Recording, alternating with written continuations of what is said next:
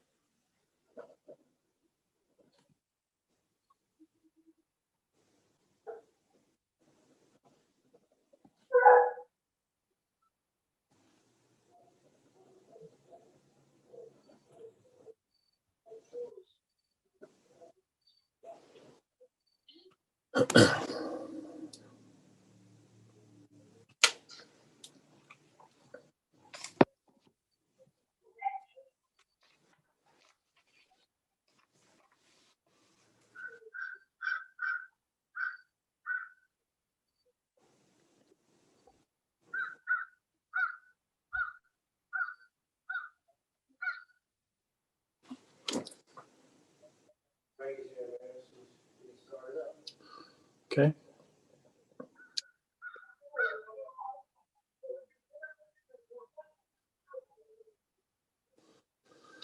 Welcome everyone to the Mayor and Council meeting of September 22nd. Please stand for the Pledge of Allegiance. Pledge allegiance to the flag of the United States of America and to the republic which it stands, one nation, under God, indivisible, with liberty and justice for all.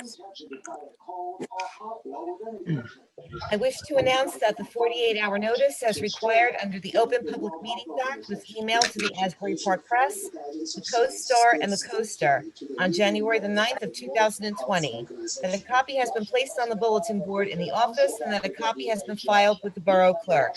Mr. Bunnell? Here. Mr. Batozzi? Here. Sexsmith? Here. Mr. Weber? Profit up. Here. Mayor Engelstad? I'm here. As Councilmember Weber has indicated, everyone, please mute your device. We've got a lot of background noise. Thank you. Mayor, I'm about to do a mute all, and then you have to unmute yourself. All righty.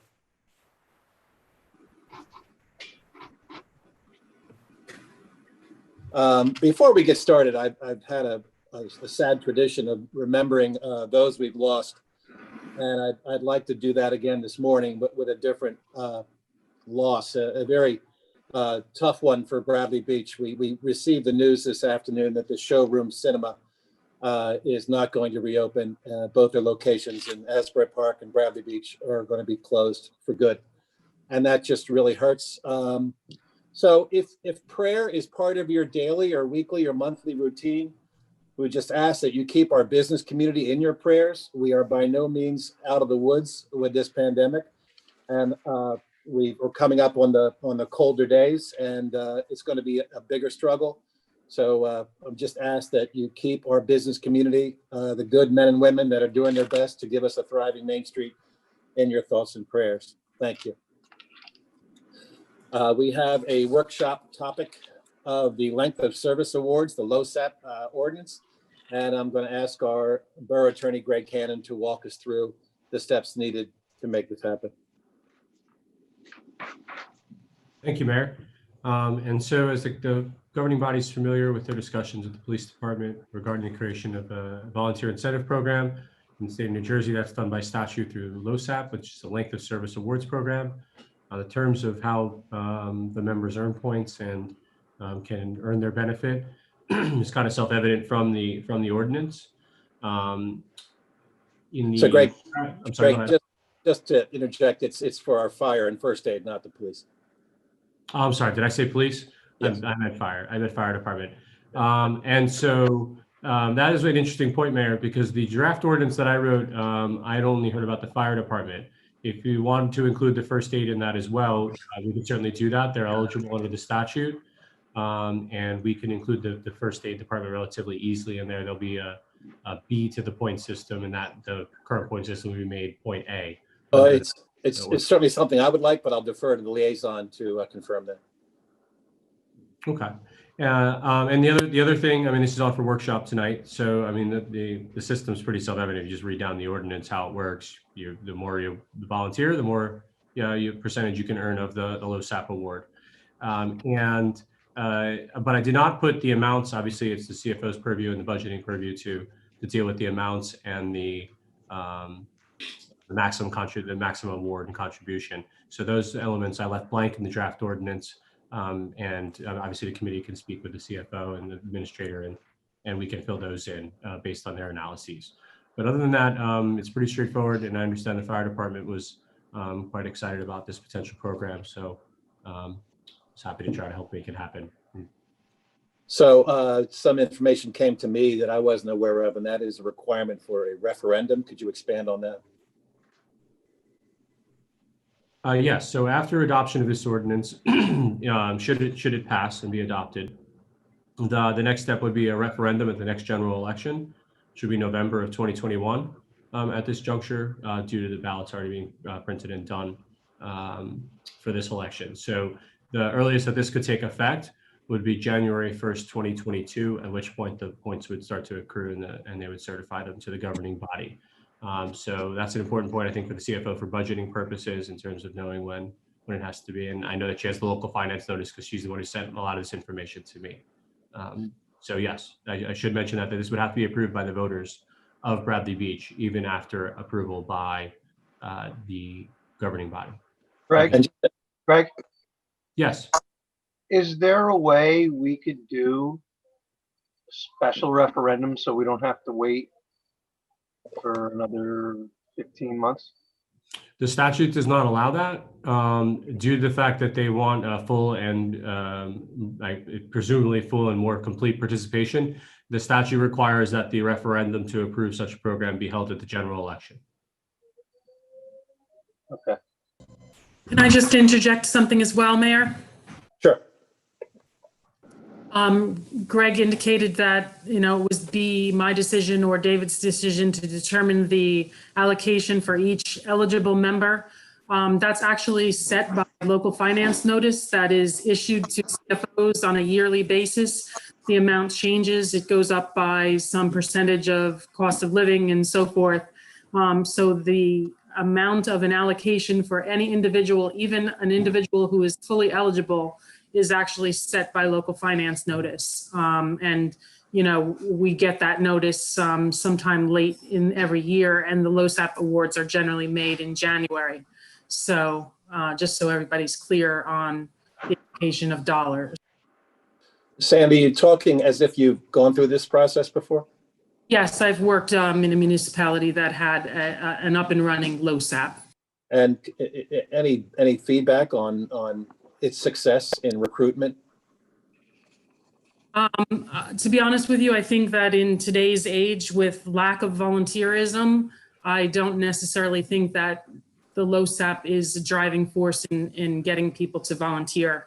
I think people's time is just too valuable for them today. And, what I've found is that the members that are in the LoSAP have been your volunteers for 15, 20 years. And, those types of members are looking forward to, a quote unquote retirement benefit or a small benefit, once they reach the age. But as far as attracting newer members, I just don't see it happening. Well, it certainly can't hurt. Right. Any other council members with questions for either the CFO or the borough attorney with regards to the LoSAP program? Yes, Mr. Mayor, I had a handful of questions. So a few of them have been addressed. I definitely wanted to make sure we included EMS personnel.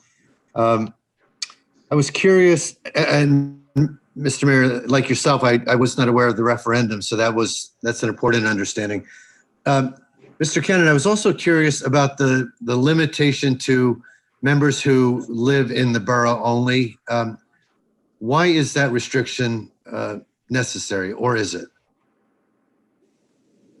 I can't say that I'm familiar with every aspect of the statute, but I believe it's statutorily derived. But I've also only ever dealt with this issue in larger towns where the residency has never been an issue. So if you'd like me to research that point as to whether you can extend it to non-resident volunteers in a smaller town like yours, I can certainly do that. It's a point well taken. Yeah, I would definitely appreciate that.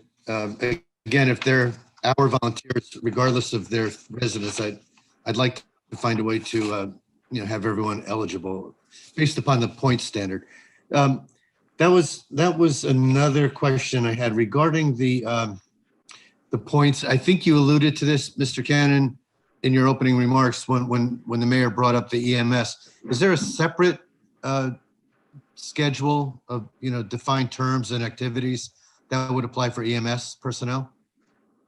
Yes, and I know that exists in several other places and LoSAP programs that I'd reviewed. It just wasn't my place to make that presumption. So I got the fire department email and I drafted it for the fire department. And then Ms. Rice, your comment about the fact that the dollar amounts are statutorily determined. Although we'll have different schedules for EMS versus fire, would the point system structure attempt to equate the two in terms of the dollar benefit that would be paid through the retirement program? Yeah, so as far as I know, I've only ever dealt with LoSAPs for fire personnel, but the dollar amount is the standard dollar amount. So I don't think it matters whether the people are EMS or fire, the dollar amount would be the same.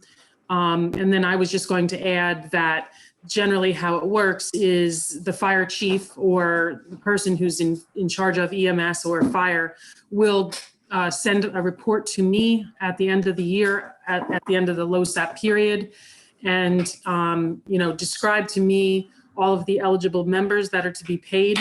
I'll then forward that to David or to Erica, and there will actually be a resolution on the agenda letting the governing body members know that these are the members who were deemed eligible and who will receive the LoSAP benefit. And also, just so you know, it's not that a check is cut to these individuals. We'll actually establish a relationship with a financial institution. I'm familiar with Lincoln Financial. They actually hold the funds for these individuals, and then just like any other retirement plan, if the individual says they want to withdraw funds early, we would have to determine how long they've been vested and so forth. So it is quite a process. The other thing I just wanted to add, in case the question comes up, in the 2020 budget, we did allocate $15,000 in this year's budget for the LoSAP program. This was early on in my tenure here at the borough.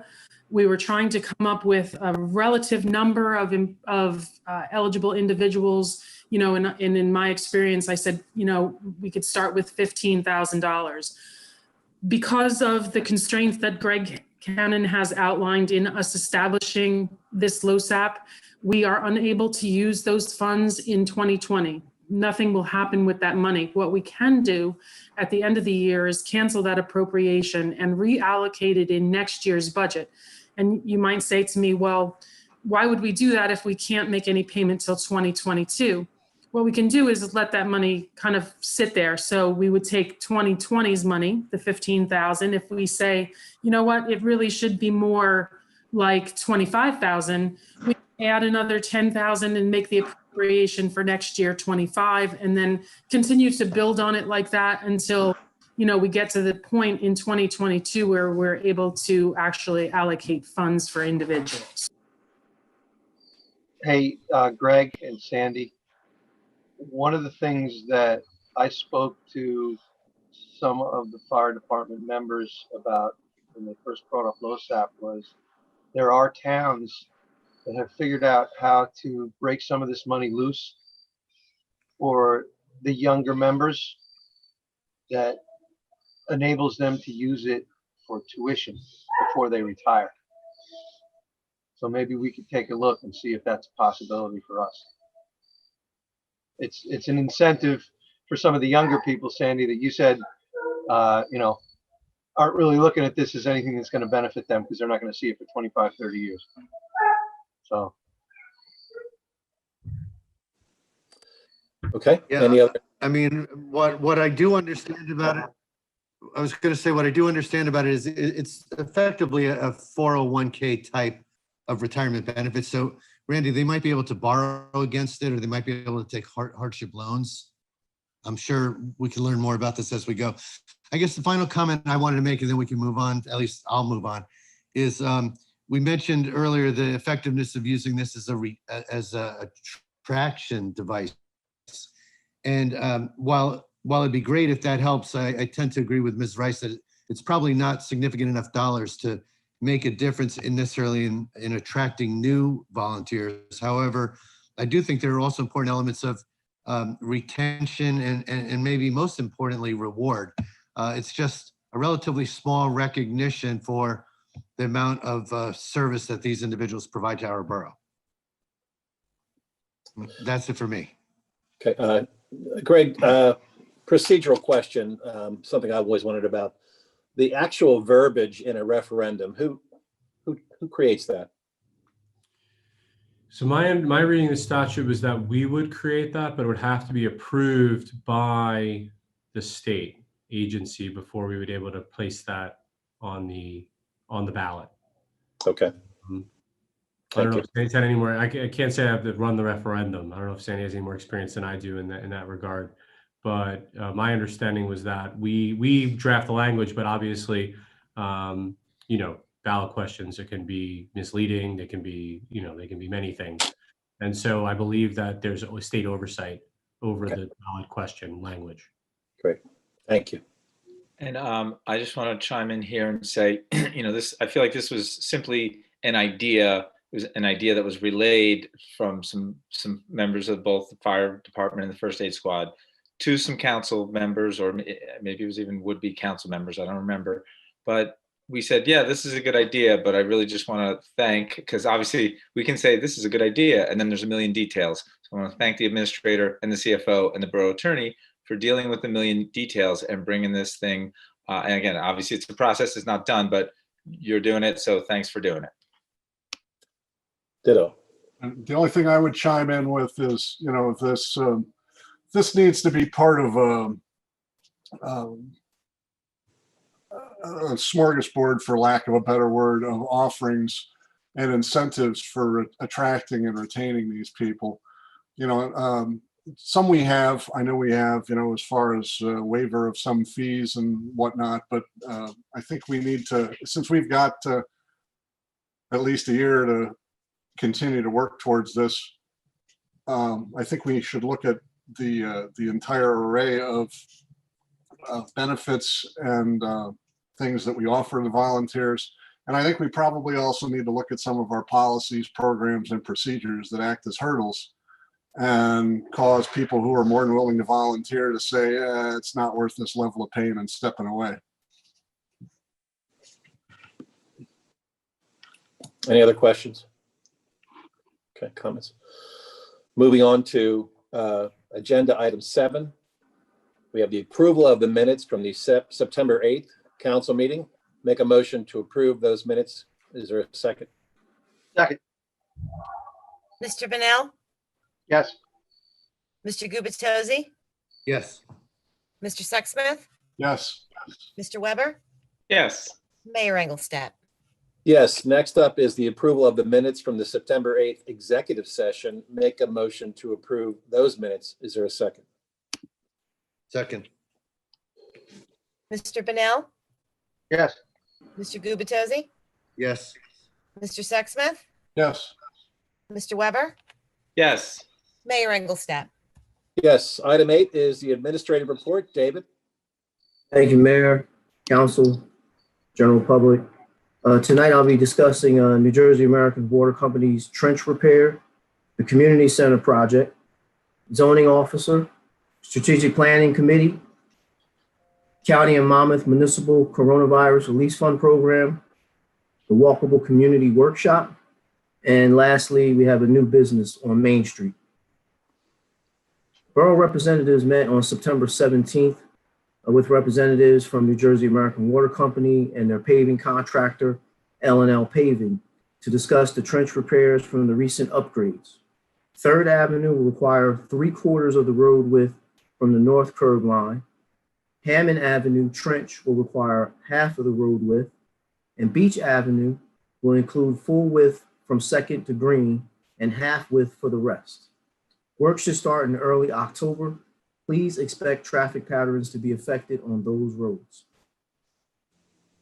The borough has contracted environmental testing consultants to perform a thorough lead and asbestos inspection on our community center project, former church parsonage.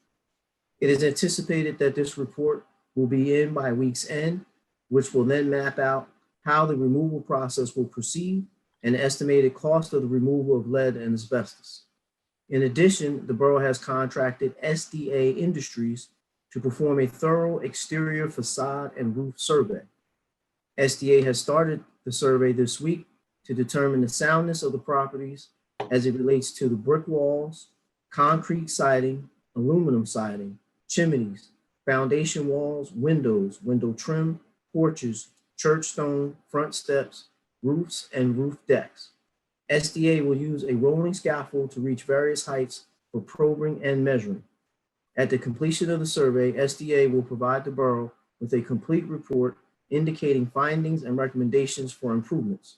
The report will include budget estimates for immediate repairs.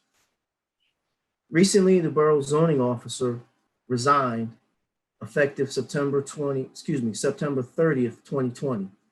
However, on tonight's agenda, you'll see Resolution 220-228 and Ordinance 220-13 for the governing body's approval is to hire a zoning officer for the month of October while the borough searches for a full-time zoning officer.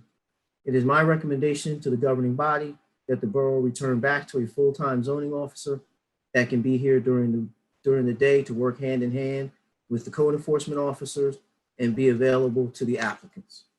It is anticipated that the zoning officer will have some evening and weekend hours as necessary.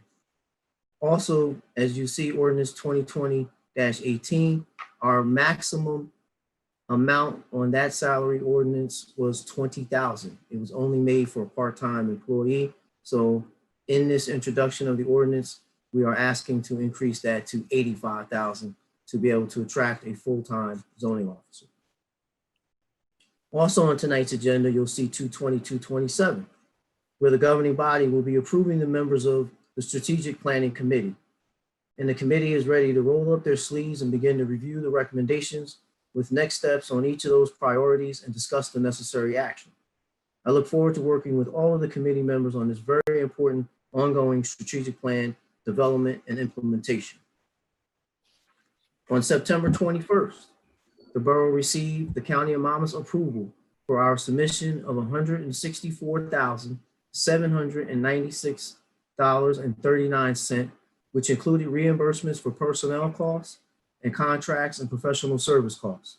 I would like to give a huge thanks to our CFO and our finance staff for pulling the information together, making the submittal and receiving the approval. Congratulations, Sandy, and to Melissa. North Jersey Transportation and Planning Authority, Sustainable Jersey, Rutgers, and the borough staff, consultants, residents, and business representatives were all participants for an online meeting that took place on Tuesday, September 15th. We all learned about the audit findings and recommendations that will provide Main Street with a unified look and character that will improve the pedestrian experience along Main Street. If you're interested in the presentation, please visit Sustainable Jersey's website at sustainablejersey.com under Complete Streets Technical Assistance and click Bradley Beach. Finally, everyone, please join me in welcoming the borough's new business, Beast Restaurant Equipment, 32 Main Street. They offer food service equipment, consulting, design center, and small wares. You can stop in the storefront with a mask on or visit their website at beastequipment.com. Mayor, Council, that is my report for this evening. Any questions for the Borough Administrator? Yeah, thanks, Mr. Mayor. David, when you were talking about the church, the lead and asbestos, I just want to confirm that that's both for both the house, the parsonage, as you said, and the church building itself. Is that correct? Correct, it is for both. And actually, as we were speaking, because I wrote the report earlier today, the reports actually came in. I'll be reading them tomorrow. Thank you. I just have a quick question. The reimbursement for the COVID-related expenses, does that include fire and first aids expenses? Yes, Yes, they put it, all expenses from the borough were put into that reimbursement. Okay, thank you. David, I had a question about your recommendation on the code officer moving to full-time. I know I believe we were paying Mr. Waterman $18,000 a year, and that was basically for 9 hours per week. Correct. I know there at least has been discussion in the past, nothing formal, of course, but discussion about perhaps because he was clearly understaffed, overtaxed resource. But we talked about an option of considering 2 part-time that might be working 20 hours each per week. And I'm just wondering, was that further considered, or, what is the basis for the recommendation of 1 full-time person at, say, $80,000+?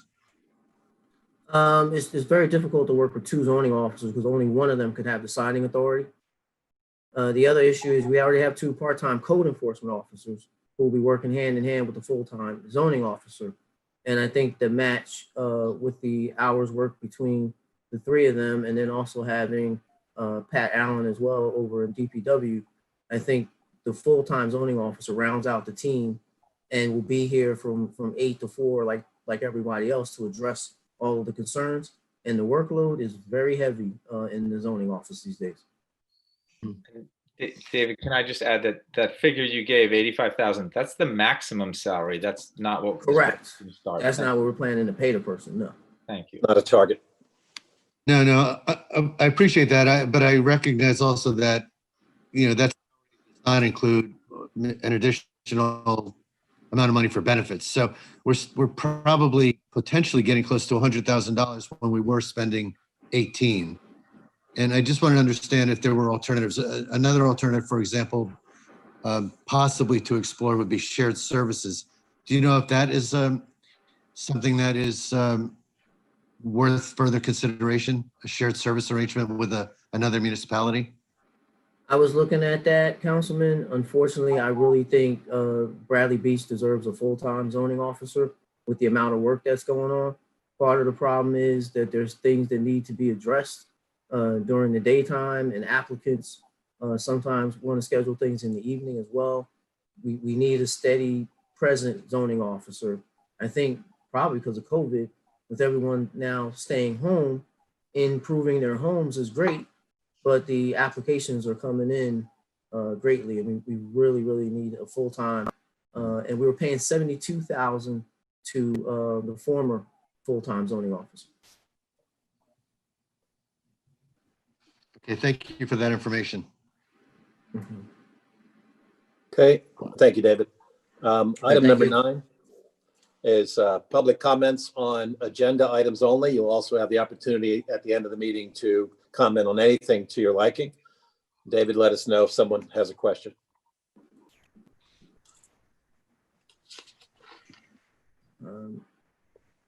Okay, Mr. Cohen. Thomas Cohen, 612 3rd Avenue. On the zoning officer, Mr. Brown, since it's going to be full-time, would it be possible, I've been asking for this for a number of years, that the zoning officer be available at the zoning board meetings to stand up and support the denial that they write? It doesn't seem fair to me, to either the applicant or any objector, that the person who created the zoning application via his denial letter is not there to be cross-examined. Is that a reasonable expectation? I think it's reasonable. The other town I served in, the zoning officer was present at the zoning board meetings. Okay, that would be great. If that could be in the job description, I would really appreciate that. And in terms of the previous zoning officer, was he also the fire marshal, or was he just the zoning officer at 72,000? I think he was 72,000, and then he had further compensation for the fire inspection. Okay. And then Excuse me, Mr. Cohen, and he's also, he had further compensation on top of that because he was also the community development director as well. yes, okay. So the 72 was only for his zoning capacity? Yes, and I'm only focusing on that because that's all we're talking about at this point. Okay. On the COVID funds, does that cover the autoclave machine that we talked about a couple months ago? It does, absolutely. Oh, great. That's fantastic. Thank you very much for your report. Appreciate it. Okay. Mr. Shook? Bill Shook, you're up. You're muted, Bill. I'm trying to unmute myself. There you go. As far as the zoning officer, is he also my class 2 on the planning board? In speaking with the mayor, because that's his appointment, I think that is the idea, Okay. but I don't want to speak for the mayor. No, that's been the tradition. I think it's appropriate. Thank you. Seeing no other hands, Mayor. Okay. Let's move on to item 10, ordinances. As David referenced earlier, we have to make a tweak to ordinance 20, to our current salary ordinance. So I'll make a motion to introduce ordinance 2020-18, an ordinance establishing certain salaries of certain officers and employees in the Borough of Bradley Beach in the County of Monmouth and the State of New Jersey, and repealing any and all other ordinances inconsistent herewith. Make a motion to introduce the ordinance. Is there a second? Second. Mr. Bennell? He seems to have disappeared. Okay. Okay, we'll come back to him. Mr. Gubatose? Yes. Mr. Sexsmith? Yes. Mr. Weber? Yes. Mayor Engelstad? Yes. Randy, did you come back? I don't see No, him. he's not back, Irvin. Okay. We have two ordinances up for final adoption. First is ordinance 2020-16, an ordinance supplementing the borough's revised general ordinances with a new chapter 120, bamboo and invasive plants, to prohibit the future planting and regulate the existing plantings of invasive species of vegetation within the borough. Make a motion to open the public hearing. Is there a second? Second. Mr. Bennell, I don't see you. Mr. Gubatose? Yes. Mr. Sexsmith? Yes. Mr. Weber? Yes. Mayor Engelstad? Yes. Questions, comments with regards to ordinance 2020-16? General public is invited as well. No electronic hands, Mayor. All right. Hearing that, I'll make a motion to close the public hearing and adopt ordinance 2020-16. Second. Mr. Bennell? Mr. Gubatose? Yes. Mr. Sexsmith? Yes. Mr. Weber? Yes. Mayor Engelstad? Yes, and thank you everyone who participated in the creation of that good work. Ordinance 2020-17 is an ordinance amending Schedule 1 attendant to Borough Code Section 9.3.3 and Schedule 2 attendant to Borough Code Section 9.3.4 of Chapter 9 traffic to create a no parking zones on Newark Avenue to enhance traffic safety during garbage collection. Make a motion to open the public hearing. Is there a second? Second. Second. Mr. Bennell? Mr. Gubatose? Yes. Mr. Sexsmith? Yes. Mr. Weber? Yes. Mayor Engelstad? Yes. Questions or comments from council or general public? I just want to remind everybody, this is to make it easier to pick up the garbage on Newark Avenue. And this came, through the town, the DPW and the police are involved in just making it so garbage trucks can get to dumpsters on Newark Avenue. And Lord knows they need it. And these are also during finite times, finite hours and finite days of the week. David, anyone else? No electronic hands, Mayor. Okay. Make a motion to close the public hearing and adopt the ordinance. Is there a second? Second. Mr. Bennell? Mr. Gubatose? Yes. Mr. Sexsmith? Yes. Mr. Weber? Yes. Mayor Engelstad? Yes. We have received two communications that are also on the consent agenda. First is a request from the Jersey Shore Rescue Mission to conduct their 5K race for recovery on Saturday, October 24th, 2020, from 7 a.m. to 11:30 a.m. This one, it starts and ends in Asbury Park. We are just a pass-through town.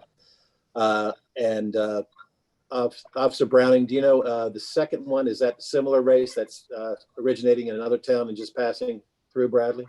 Yes, Okay. Mayor, that one is starting in Asbury Park. And Okay. it's just gonna come down. And then the second one, the request from the Special Olympics New Jersey to conduct the Turkey Dash 5K on Saturday, November 14th from 10:30 to 12:30. So those will be on the consent agenda. So in addition to those two, the consent agenda also includes the bill list and the approval of gazebo refunds. Would anyone like any of these items voted out separately? No, but if I can ask a question, Mr. Mayor, about the 5K races, do we know if they're just coming through, or are they going to have water stations? Because we know in 5K races, a lot of times if there's a water station, they're grabbing a cup and they're throwing it on the ground. And, I just want to, get them to clean it up. Lieutenant Browning assures me that we are strictly a pass-through and there's no water stops in Bradley. Terrific. Thanks very much. Okay, make a motion to approve the 4 items on the consent agenda. Is there a second? Second. Mr. Bennell? Yes. Mr. Gubatose? Yes. Mr. Sexsmith? Yes. Mr. Weber? Yes. Mayor Engelstad? Yes. There are 3 resolutions on the agenda tonight. The first one is 2020-227, which is appointing the aforementioned Strategic Planning Committee. Make a motion to approve that resolution. Is there a second? Second. Mr. Bennell? Yes. Mr. Gubatose? Yes. Mr. Sexsmith? Yes. Mr. Weber? Yes. Mayor Engelstad? Yes. Resolution 2020-228 is the appointing of Michael E. Mulcahy as the temporary part-time zoning officer for $1,500 effective October 1, 2020 through October 31st, 2020. Is there a second? Mr. Mayor, I have a question about this, please. Sure. Specifically, I see the $1,500 amount for what appears to be a full month. Is that, and I realize that that multiplies out to equal what we were paying on a monthly basis to Mr. Waterman. So are we paying this person for the same amount of time, which is $9 a week, 9 hours? Yes. Just for the month of October while we look for a full-time zoning officer.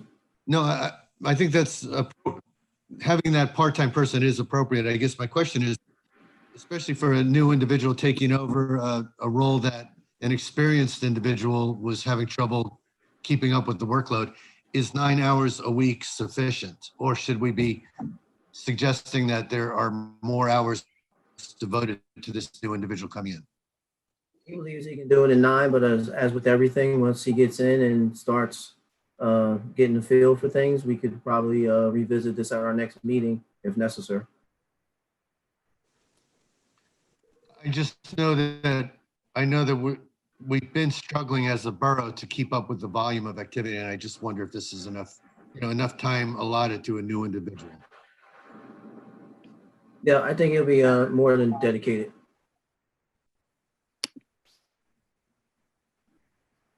Okay, the motion has been made. Is there a second? Second. Mr. Bennell, Yes. Mr. Gubatose, I will vote yes. Mr. Sexsmith, Yes. Mr. Weber, Yes. Mayor Engelstad. Yes, and the final resolution is 2020-229, authorizing a salary adjustment for Class 1 Police Special Devin DeGraw. Make a motion to approve the resolution. Is there a second? Second. Mr. Bennell, Yes. Mr. Gubatose, Yes. Mr. Sexsmith, Yes. Mr. Weber, Yes. Mayor Engelstad. Yes, now is the time for mayor and council reports. Council President Weber. Thanks, Mr. Mayor. My first comment's not, apropos of any board or commission that I liaison to, but just want to put the friendly reminder out there that it is election season and we do not allow signs on public property. Hopefully everybody can adhere to that. And if you see one on public property, certainly call the town and they can take care of that. And then also, regarding what the mayor said at the beginning of the meeting, for a business closing down in Bradley Beach and Asbury Park as well.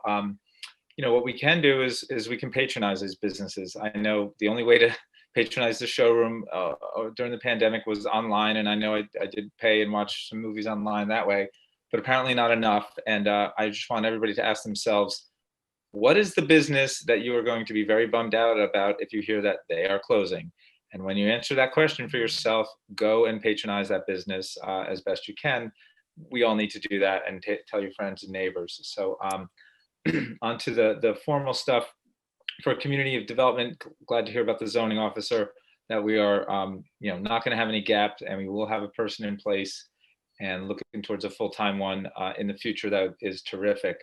I don't have anything for the Environmental Commission. However, the Shade Tree Commission has had their first meeting, and they are scheduled to meet again at the end of this month. And Shade Tree Commission is meeting twice a year, and I don't know if there was some pent up,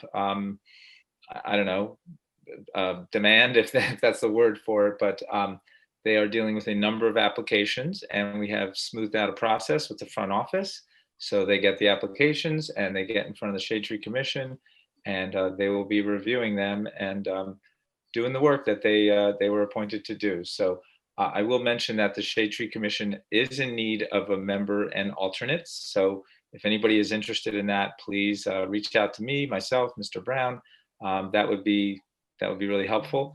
And I believe that's the end. Oh, I'm sorry. I have one other thing I just encountered for fire and first aid. I'm sure Tim will have more, but I encountered a person that is, like many people, a weekend resident in Bradley Beach. That's, lots of people, your friends and neighbors.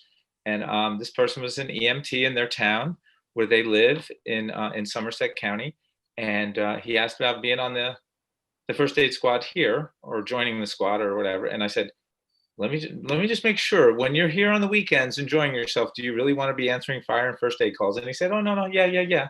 So unbeknownst to me, that's okay. I passed the name on to Chief Zek, and the chief said, absolutely, we can, make somebody a member if they're resident somewhere else. So that's good to know. So talk to your friends and neighbors. That could be another source for new folks, at least on the weekends when it's busy, for fire or first aid. So just passing that along. And that's it, Mr. Mayor. Thanks. Great news. Councilmember Sexsmith. Thank you, Mr. Mayor. I just want to start off by commenting on the resolution appointing the Strategic Planning Committee. This is going to provide a level of coordination that we've needed for quite a while. Taking the strategic plan, the master plan, and some kind of a forecast capital expenditure plan, and coordinating all these decisions and all these funds. And I think we're going to see a tremendous amount of opportunity and improvement come from these folks that are volunteering their time to try and take these high-level documents and come up with a cohesive plan on how to implement them and how to pay for them. Moving on to the police activity, let's see. So From the last 2 weeks, a resident was arrested for aggravated assault and weapons possession. Another resident was charged in the same case with simple assault and hindering apprehension. The Detective Bureau arrested a subject who burglarized a local business and also linked him to and charged him with 2 recent bicycle thefts.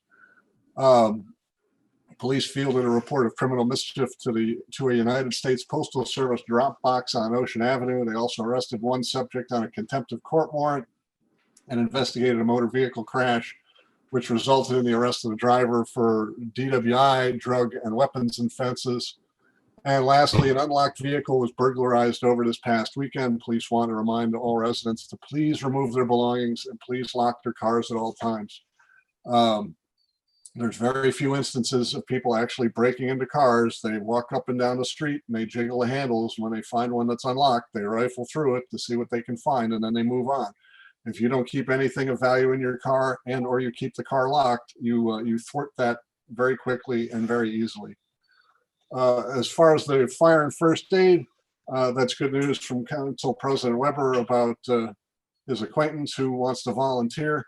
In fact, the fire department has had a very good response so far this year with their request for volunteers. There's 3 that volunteered at the beginning of the year. They're in the academy now. In the last month or so, we've had 5 more people that have volunteered. Unfortunately, as I alluded to earlier, some of our processes in the borough were a little bit burdensome. So 2 of the folks decided that they were going to volunteer elsewhere, I guess would be the way to phrase it. And so I look forward to working with the mayor and the borough administrator and the other department heads to see what we can do to streamline these processes. So we're getting the required information and we're doing what needs to be done, but we're doing it in the least painful fashion possible. That's the end of my report. Councilmember Gubitosi. Yes, thank you, Mr. Mayor. I want to start my reports with a couple of thank yous. One to our CFO, Sandy Rice, who very diligently pursued that reimbursement for the CARE Act. And Sandy, that was great news. Thank you. Also wanted to thank Paula Gavin for her leadership in helping us organize the strategic planning committee, as well as the resident members who continue to devote a lot of their time to advancing the borough. So thank you to that entire group. I wanted to make a quick announcement about our maritime forest. We are going to begin phase 3. And I believe the date now planned is October 2nd, where we will kick off the initiative to begin to enhance that area of land. Specifically, I know working with DPW, the plan is to move the stone that is currently forming a bit of a parking lot for our DPW trucks. That will be replaced by wildlife and growth and plants and trees. So that we'll really have a complete maritime forest for the first time since its inception in 2013. We will not complete the work in October. There's other elements of it that need to be completed in the spring, but this will at least kick us off. So that date again is October 2nd. Details to follow shortly. I believe Jim Shishius and Captain Al will be giving us more specifics on that. Regarding the community center task force, Mr. Mayor, there have been some questions brought to my attention that I just wanted to bring to you and our BEA. Specifically, Mr. Nishampkin was asking how can we go about scheduling the next meeting there, and when can we review the minutes from the last meeting? I did not have those answers, but do you or Mr. Brown know how we can proceed there? Now, when you say meeting there, are you saying on site at the church? No, I mean that category of that topic. No, I had that conversation with David prior to the meeting, and I think our joint impression was to get all this information that's coming in from these building inspectors. We'll have a better sense of what the committee is dealing with. If the consensus of the committee is that we should meet prior to that, then I'm receptive to that. But right now, my thought is that we would get this information from the consultants, and then we'd have more to work with. But we can, David can certainly poll the group, and if the consensus is, again, to meet sooner than later, then we can schedule that. And I know we met in person at the last meeting, and it could certainly be a virtual meeting. I think a part of what Mr. Nishamkin was curious about was also letting the task force be kept current about the current planning. So perhaps there's an opportunity to schedule a meeting even in advance of receiving some of the results, just so the task force members will be aware of, what our current status is. Sure. I'll, as you can see, I'm in Borough Hall, and I'll ask David to set that up within the next 2 weeks. Okay, thank you. Also, Just a quick one. Councilman, in regards to the minutes, I would respectfully request that this be the last meeting that I'm the secretary for, because I'm having a hard time getting to them. So my chicken scratch is sitting here on my desk. I have to transcribe it and type it into something legible, and that's on me and my fault. But I can't be the secretary at the next meeting. I see Mr. Nishamkin has joined us in the audience, so I'm sure he'll help us figure out what that solution should be. Regarding Sylvan Lake, I try to touch on this periodically. It has the potential to be this transformational project that the environmentalist team has been brought into, and I've provided updates in the past related to the work they're doing, including evaluating different alternatives to help us restore the lake to much greater health. And we did have a meeting where we actually walked areas of the lake with the chair of the commission, Ann Pullity, as well as with Avon Mayor and others. Specifically, we were working with the environmentalists, or they were educating us to the fact that they need to expand their original plan to include an area in Avon that is feeding the lake from Neptune runoff. And so the original focus was really on the lake itself, but I think it's really great news to understand that they're going to expand the scope to make sure they also address, the area where a lot of the runoff is entering the lake. Some of that runoff filled with some contaminants that could be detrimental to the lake. So again, incremental progress there. They're still anticipating that they have plans developed. We have to review those plans and provide feedback. They would like to bring those plans shortly for the next few months to the EPA, NJDEP, I should say, Department of Environmental Protection. And the hope is about a 2-year timeframe between getting plans approved, getting funding secured, and then actually completing the work. So very likely by the end of 2022, we will have a totally restored lake, which could be very exciting. Our finance committee, I'm the chair there, working closely with our CFO, Ms. Rice. And specifically, we've had one meeting last week. We expect a follow-up meeting this week where we will be reviewing long-term debt financing alternatives that might enable us to take advantage of these historically low bond rates.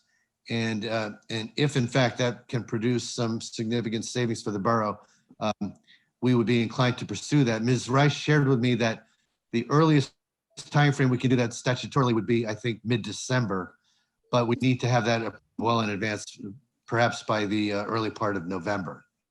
So more to come on that, but it will come quickly. I think, Ms. Rice, is it fair to say over the next few weeks, we'll be looking at that analysis more thoroughly? Yeah, so I think we have an updated analysis from our financial advisor. I look forward to meeting with you and the mayor again, hopefully this Friday. To the council to, make a decision about how they want to move forward with taking advantage of these very low interest rates. Thank you again. And that concludes my report. Thank you. Councilmember Bonell. I've had a pretty significant load of family events over the last 2 weeks, so I really don't have much of a report, but I would like to thank a couple of people. I would like to thank Erica for all the work she's doing behind the scenes that nobody knows about. I would also like to, again, thank Paula Gavin, and Gary for recognizing her and getting this strategic planning effort off the ground. I think it's going to really come to life in the next year or so. And I'd like to thank all the other councilmen for supporting that effort. That's my report. Bear with me. I have a lengthy report I'd like to read. This is from Dr. Wisniewski, the superintendent of Bradley Beach Elementary School. Just an update on a lot of people have been wondering how our school is coping so far. I am happy to report that we were able to successfully complete our first 10 days of school. I wanted to reach out today to give an update on the start of school. Over the summer, we had about 35 staff and community members come together virtually over the course of a dozen hours to develop our restart plan. I would like to thank them for their time and energy. One of the most important concepts was the arrival and dismissal procedures. They have worked well beyond our expectations as the students are able to quickly find their assigned area and then their assigned circle. Students remain in their circles until temperatures are checked and the teacher is ready to move into the school. Parents are respecting the boundaries of the fence, and we were still able to have casual conversations with families across the fence, all while maintaining social distancing. I am proud that we are only one of 74 districts in the state that are offering in-person instruction 5 days per week, and our students and staff have acclimated to the new changes with regards to wearing a mask and social distancing within the building. As far as the virtual learners, all students who are virtual and needed a device now have one, and we were able to provide a hotspot to any family which requested one. Google Meets are currently in session, and remote students currently watch pre-recorded instruction and have access to virtual learning instructors in the morning and their teacher in the afternoon. We are currently working with a middle school to try and develop a pilot program to assess the ability to deliver simultaneous live instruction to our remote learners. One item of feedback we are receiving from parents is that some need support on the use of technology programs and educational platforms. We are currently creating a non-contracted stipend position entitled Student and Family Virtual Technology Targeted Assistance. The role of this position would be to help students and parents utilize the hardware and software needed to successfully conduct remote learning. The teachers would work outside of their contracted hours and meet with families virtually or over the phone at night. Finally, next week is back to school night from 6 to 8 p.m. All classes pre-K through grade 4 will begin their Google Meet with a presentation for parents, followed by a Q&A session, which will be conducted through the chat feature of Google Meet. The grade level teachers will present as a pair, and at least one of the 2 sessions in each grade level will host a translator to support Spanish-speaking parents. All classes in grades 5 through 8 will create a pre-recorded presentation, which will be provided to parents on Wednesday. These presentations will cover the information about their given class, and all presentations will be translated. Teachers will then hold Google Meets by subject area on Thursday night for parents to join for Q&A.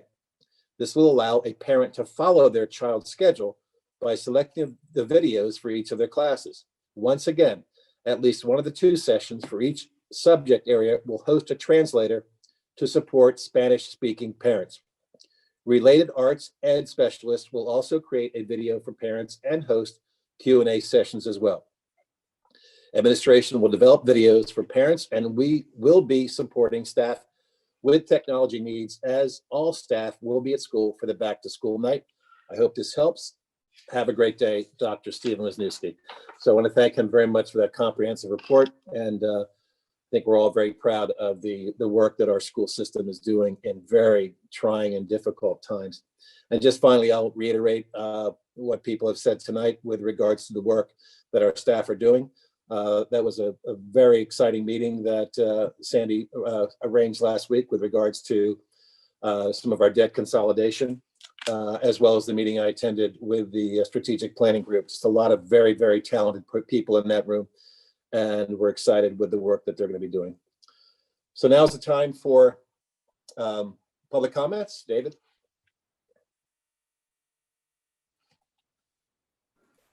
Okay, Mayor, we have Peter Sharp.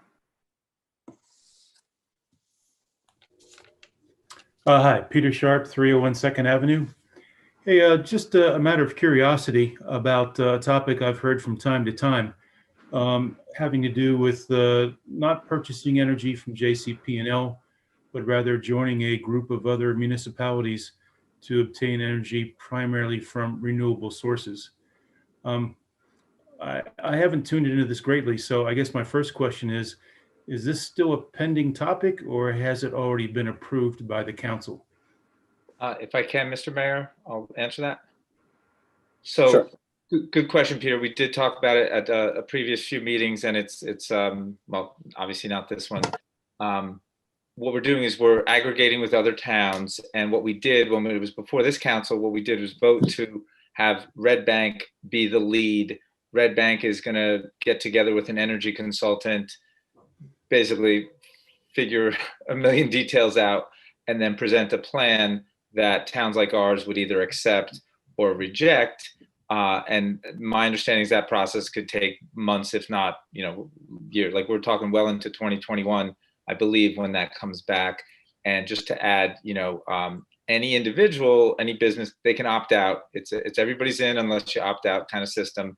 But when the plan is presented to it's probably 6 municipalities, the town can decide if it's good for them or right for them. And we get the whole town can opt out then. So that's next year's stuff, but Red Bank's doing the work in the interim. Okay, given that status, then I guess my second question would be, so far what I've heard about it is that it's all kind of upside. It's renewables, which is good. It's a lower cost to members of the community, which is good. I haven't heard any trade-offs, any downside. Is there a place we can go to read about this program and what potential upsides and downsides could be, or is it still a little too premature for that? No, there's definitely places. I think the hard part would be finding the best place or the most informative place for you to go. But I will definitely work on that. It's, we deregulated the energy market in New Jersey literally 20 years ago. So we've all been able to choose our own electric company, and just most people don't. There's a group of towns in Essex County that have done this. It's, I don't remember all the other towns besides Maplewood, but I know Maplewood's in there, probably Maplewood, South Orange, and a few other towns. So they've been at it for a few years. Some towns that are pretty big, I want to say Plainsboro, they've done it. And, again, you're right. The upside is, it's not that we get all renewable energy. We just get a larger percentage of our energies coming from renewable, and based on the volume, they negotiate a lower price per, for the customer. So I will work to get you, because I know there's info on Sustainable Jersey. I'm sure everybody in the energy business has written something about this, but I'll work to get you a variety of articles, and we'll go from there. And but I will, if I can, I'll tell you what, I'll get it to Mr. Brown, and if you want to be in touch with the borough administrator, he'll get that to you. Okay, thank you, Councilman Weber. Given that it's still early days for this, no great push for that. I'm sure you have many other items on your schedule that need attention, but sooner or later, yeah, it would be interesting to read something like that. Thank you. Sure. Paul Champion. Thank you. I'd like to thank Councilman Gubitosi for bringing up my request, and David Brown for actually finally initiating the inspections. I'm glad to know that those have been done and you have one report in. I, for one, would like to have a meeting of the task force committee sooner rather than later, because I think there are a lot of other issues that we need to start talking about. Whether we take action and move forward or not, we really have about 4 or 5 different subcommittees that really have to start working together on researching different aspects of the project. So sooner rather than later would be what I would suggest for a meeting. I'd also like to mention that about 4 days ago, I launched a Facebook page for my 501c3, the Friends of the Bradley Beach Community Center, on Facebook. And in 4 days, we have 250 page likes, and we've actually received over $1,000 in donations, and I have pledges for several thousand more. You can go to that Facebook page, Friends of the Bradley Beach Community Center, and see photographs of the interior, mostly taken by Michael Soto from Spring Lake, who came up and took a look with us last week. He's very active with the Spring Lake Community House, which if you've never visited, you should. It's a prime example of what a community can do. It's a wonderful, wonderful space. You will also see further plans and discussions about what the Friends are planning on doing, and hopefully reports on what the task force has come up with. Thank you very much. Mr. Cohen? Sure, thank you, Mr. Brown. I was just wondering for Ms. Rice, when we can expect the audited statements for 2019. I mean, it's already September now. I'm just wondering when we're going to receive those. So due to COVID restrictions, the state has actually moved back the required date that an auditor submits his audit or her audit to the municipality from June 30th through to September 30th. So we're not quite at that date where the state says that the audit is due. I can tell you that in recent discussions with the auditor who's handling the 2019 audit, almost all of his clients, will see delays in receiving their audits this year. Ms. Rice, are you aware that we received the audit last year in December? I mean, it's like, I don't understand. I know you're new here, but the residents have struggled with this for a long time. And all we really want to do is look at the numbers. I mean, I would hope, based upon the state requirement for September 30th, that we, the public, may get the presentation on October 13th meeting of the council. Do you think that might be a possibility? I hesitate to speak for the auditor. I just know that in some of the information and so forth that he's been asking me for, that does not seem likely. So then we would be violating the state requirement then at that point, if he doesn't have it September 30th? The auditor is required to provide his audit to the municipality. So the municipality is not necessarily, in any kind of jeopardy of violating any laws. It is the auditor's responsibility to provide that audit. And that is the auditor from 2019. That's not the new auditor, correct? That's correct. So he's been here a couple of years and he's been late a couple of years. And, it always comes after the election. It always comes at the end of the year when we can't really use the information for the breakdown and the strategic planning that we really need. And again, I don't mean to be stern with you. I know you're new here, and I just want you to feel what we feel as residents and how we've kind of been disrespected in terms of this financial process. And you're a breath of fresh air. I just want you to feel my angst about this continued lackadaisical nature of supplying information to the public. But I appreciate it. And I do want to congratulate you on the refinance. I believe that unlike previous councilmen, it does prove that municipal finance is the same as personal finance, because a lot of personal finance people are doing the same refinancing at this point in time. So we appreciate your diligence on that, and I'm sure that's going to be a very positive outcome. And I would like to thank the council for the foresight in the ordinance for the bamboo and the knotweed. I think that's something that should have been done a long time ago, but it's great that we got it done. And thank you very much. I appreciate it, Mr. Mayor. Thank you. David? There are no other electronic hands. I just, one other thing I wanted to bring to everybody's attention, because we're starting to get questions about Halloween. We do know that the police have discussed with the fire department that we're quite confident that we can pull off the Halloween parade. As it pertains to actual trick or treating, it's just too early to make that call. We're still waiting some guidance from governor's office and another location. So as soon as we have determination on Halloween, we'll post that as soon as possible. Make a motion to close the meeting. Second. All in favor? Aye. Aye. Good night. Good night, everyone. Night now.